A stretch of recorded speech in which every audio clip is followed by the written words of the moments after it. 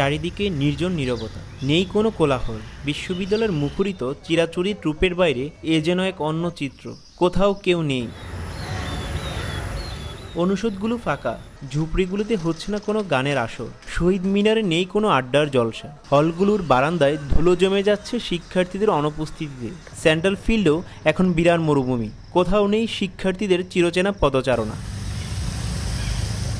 ঈদের ছুটিতে সবাই পাড়ি জমিয়েছেন যার যার মাটির টানে, রয়ে গেছে শুধু শূন্যতা। যখন মানুষজন থাকে না, বাড়িতে চলে যায়, তখন এর বিশেষ কিছু সৌন্দর্য ফুটে ওঠে, যেমন বিভিন্ন বন্য প্রাণীরা নিচে নেমে আসে।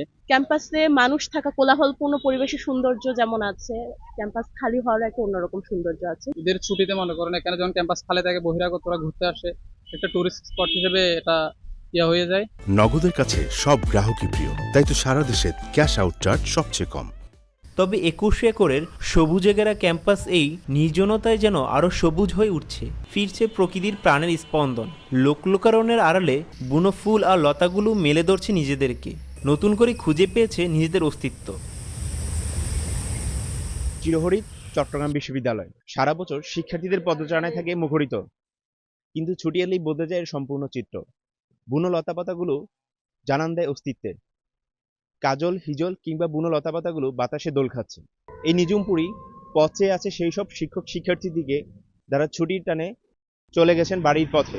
তারিফ রহমান, সময় সংবাদ, চট্টগ্রাম বিশ্ববিদ্যালয়।